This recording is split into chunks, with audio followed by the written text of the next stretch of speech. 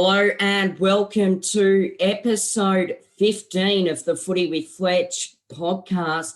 Today we have the opportunity to talk to former Geelong Premiership player Alan Christensen, who went on to play with the Brisbane Lions from 2014 to 2020, where he retired. So hello, Alan. Thank you for joining us on the podcast today. Yeah, thanks for having me, Fletch. It's absolutely my pleasure. Yeah, it is going to be great to talk to you. So you've got the nickname Bundy. What is the context surrounding that nickname?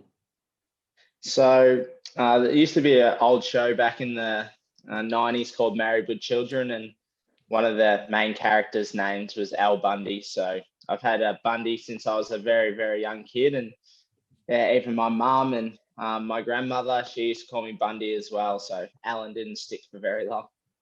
Yeah, it sounds like a great nickname. Who did you grow up supporting in the AFL during your childhood? I was a massive Essendon supporter, so I was a die-hard Essendon supporter. Actually, before I got drafted, I used to try and go every week, and even travelled for games and stuff like that. So yeah, I was a die-hard Essendon supporter. Who was your idol?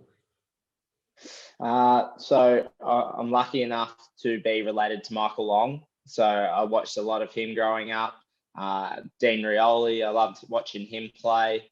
And then when I was, around 14, 15, sort of starting to make my way through the ranks of state level footy, I loved Adam Goods. I loved Daniel Kerr. There was plenty. Chris Judd was starting to really fire. So yeah, there was a few players that I really looked up to. They definitely are some of the champions of the game, and it must be great to be able to say that you're related to Michael Long. Yeah, absolutely. Through my family in the Tiwi Islands, I was related to the Longs, and yeah, he's helped me a lot throughout my career, and had a couple of good chats. And when they won the premiership in 2000, Dean Rioli, he took me around to all the boys and got me all their signatures and all that sort of stuff. So yeah, I've been lucky enough to be related to guys like that. But yeah, they've been great family members as well. Yeah, it must be a great opportunity for you. Who would have been the top 5 AFL players that you had the opportunity to play against during your AFL career, Alan? So we'll put me on the spot here, but probably Scott Pendlebury, Gary Ablett, Buddy Franklin, Simon Black, and I played with Matthew Scarlett. I know you asked who against, but I got to play with Matthew Scarlett, and I see him as the greatest fullback of all time. So yeah, that's probably my top 5. Yeah, they definitely are some of the greats of the game. So Matthew Scarlett, I've heard that he called you Christo in your first year as an AFL player at Geelong. What was that nickname like? Yeah, I didn't really like that nickname because it's my dad's nickname, and I didn't really want to be called Christo. And yeah, I was only a young buck. I was 18 years old and didn't really want to tell him, don't call me that. He's all Australian and champion of the game, and it wasn't really my place to say, don't call me that. I don't like it. But yeah, eventually got it across to him that I didn't like to be called that. He definitely is one of the greats of the game. So, of course, you played 65 games with Geelong between 2010 and 2014. Was it great that, given that you were drafted by Geelong, you grew up in Lara, so I guess that meant that you didn't have to move too far away from home and from your family? Yeah, it was great. I had really good support networks around me, and being able to, go to training and then still catch up with my school friends, and that was really good. So I was one of the lucky ones. I was fully prepared to move anywhere in the country, but being able to stay at home, especially my first year of footy, where I didn't really know what was going on, to be able to go home and do what, a lot of people who get drafted don't get to do. I count myself very lucky. Yeah, you definitely were lucky. Was it easy for you to get distracted by the media reports prior to the draft, as you were predicted to be in the draft pick range of 10 to 25? However, you were selected at pick 40. Was that hard for you to deal with all of that media attention? Yeah, it was. Looking back on it now, yeah, definitely a little bit of a distraction, but it was sort of my own doing. I probably went to draft camp a little bit unfit and probably didn't, hold myself to account enough as a kid. And that's why I look at it now, though. I was only a kid and I was still learning how to be a professional athlete. And then, yeah, so when that draft came through, I was just sort of sitting there waiting for my name to call, as you said, predicted to be like a late first rounder, early second rounder. And I'm sitting there and it gets to the third round and I'm thinking, am I actually going to get picked up here? Have they just forgotten about me? But yeah, yeah, I sort of remembered my numbers and sort of as soon as my numbers popped up, I knew it was me. And I was very, very lucky. Yeah, it definitely must have been a great opportunity for you to play AFL football. So, of course, your debut season, you were nominated for the Rising Star Award after your round 18 game against Richmond, where you gathered 26 disposals and kicked 2 goals. And you also played in your first grand final win. What was that debut season like for you, Alan? Yeah, it was a bit of a whirlwind season because it was the new sub rule had just came in, so I was very much as a young player thrown into it as a sub, and I think I played 5 of my first 6 games coming off the bench, which was it was pretty tough. I ended up because I hadn't played enough. I ended up getting dropped, and I couldn't get back into the side for 6 or 7 weeks, and had to go back into the VFL and work on getting some match fitness back up. But I actually built up some really good form. So when I came into the side, I think it was around 13 or 14 against Adelaide. I think I nearly had 30 touches that day and sort of really built a platform for myself that I wasn't going to get knocked out of the side again. And from that moment on, it was I was so full of confidence being in that team. And the boys really, I think they really enjoyed just having some youthful exuberance around. And yeah, that season was obviously pretty crazy. Winning the grand final, I actually wasn't too nervous for the grand final. It was more the preliminary final because, being in your 18th game of footy, and if we win this, we're in the big dance. And as a young player, I was like, if I don't really play well today, like they might want to bring in some experience. So I was pretty nervous for the prelim. And I think my first 2 touches, I got run down by Luke Shuey and I kicked the other one out on the full. And I was like, oh, here we go. Like wasn't feeling that great about it, but I ended up pulling myself together and playing a pretty solid game. And yeah, when you played all right in a prelim and you've won, and you can rest pretty easy during the week knowing that you've only got 1 game to go. And yeah, it was great, that grand final. We obviously, it was a bit of an arm wrestle for a long time, but we got to 3/4 time and I think we're only 6 points or 8 points up or something, but we felt so in control. And I remember speaking to a couple of the boys and they're like, we've got this. And yeah, I think we kicked 6 goals to nothing in the last quarter. And yeah, the rest is history. Yeah, so I guess it must have been a great thrill for you to play in a grand final. What was the grand final week like for you? Yeah, so it was pretty full on with the training. Like had thousands of people at training uh, for our closed session. Helicopters flying above the ground and all that sort of stuff. Nothing I've ever encountered before. And then grand final parade the day before the game, and there's like hundreds of thousands of people, just shouting your name, and you get to see the Premiership Cup for the first time. And yeah, it was a bit of a whirlwind week, but yeah, I think having players that had played in grand finals before really helped.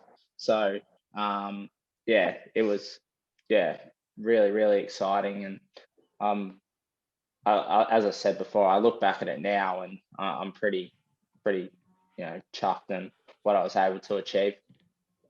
Yeah, you definitely are one of the lucky AFL players, because a lot of AFL players have the dream to go on and play in a premiership. Who do you think would have had the greatest influence on your football career? Uh, Outside of footy, it's definitely my dad. My dad played over 400 games around Australia and coached a bunch of different teams. And I think he adapted to the way modern footy would move around. So I'd speak to him a fair bit about my footy.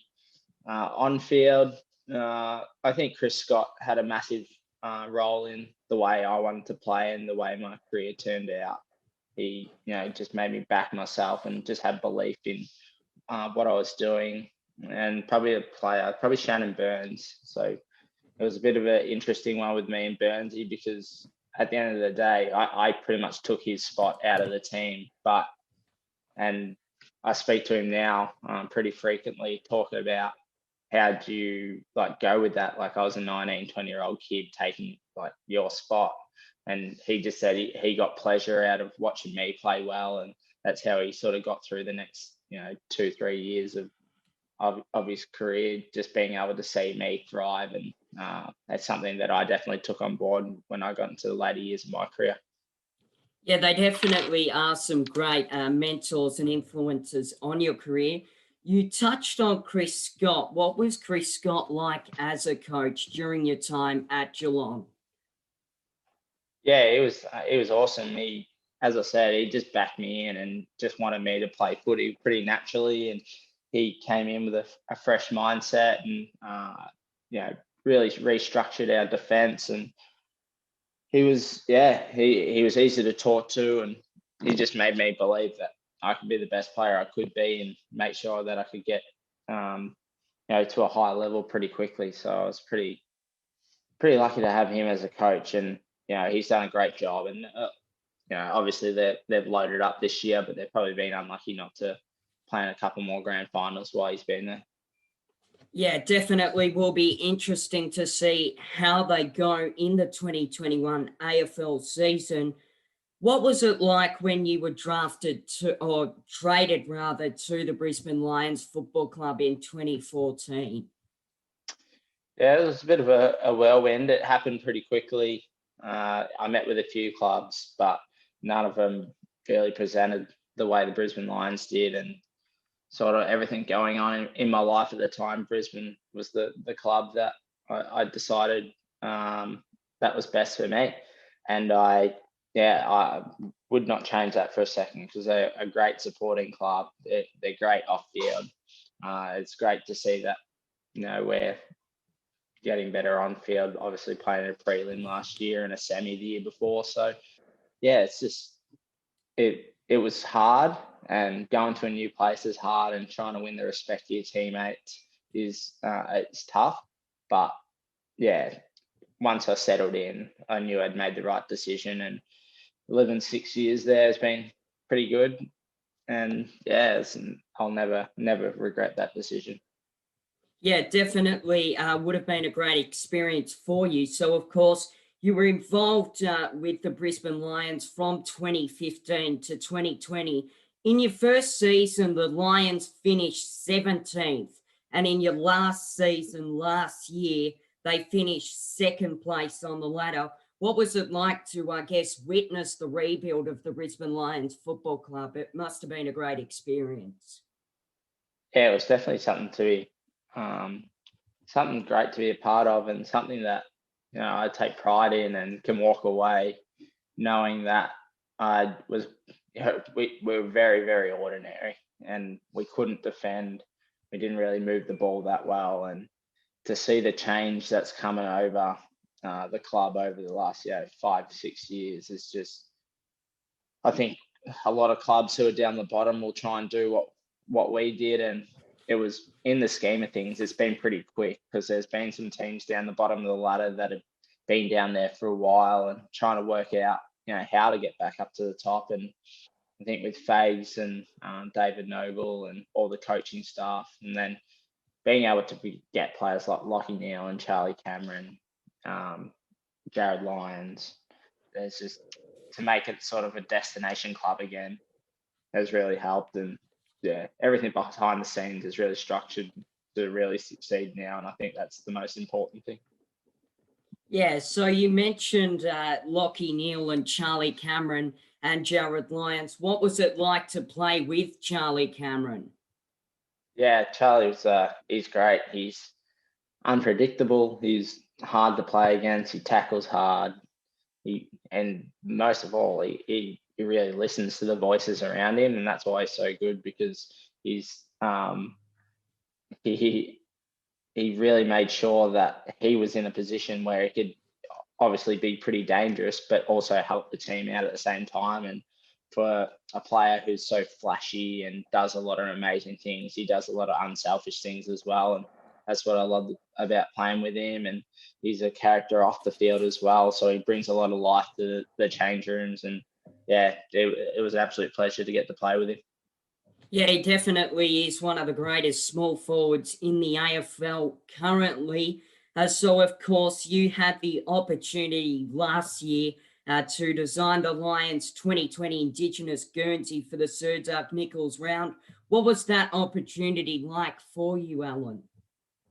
Yeah, it was one of the things I'll walk away from my career and be pretty proud of. And yeah, getting to represent all my teammates on a jumper that in a pretty special round for all us Indigenous players. I was pretty chuffed when they asked, and it was a bit of a process to get to where we got to, but I think the end result was pretty amazing. I thought it looked great. The meaning behind it and the story behind it, which is the most important thing in my eyes, was really strong and represented every player on the men's list and the women's list as well. So yeah, it's something that we can look back on in a pretty hard year, that we can, all us Indigenous players can have that jumper and look at it and be pretty proud of what it is.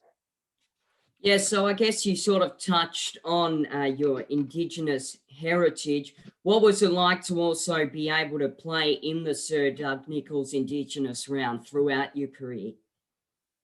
Yeah, it was always something that I really built myself up for, and always try to play really well on that week. And yeah, just the meaning behind it, and especially at Brisbane, like Sir Doug Nicholls being a Fitzroy player, just it's something that I'll always look at and hold some fondness in. And being able to be an Indigenous player when the spotlight's really on Indigenous players, and being able to play well and play for your family and play for your country wherever you're from, it's just something that I know every Indigenous player absolutely loves.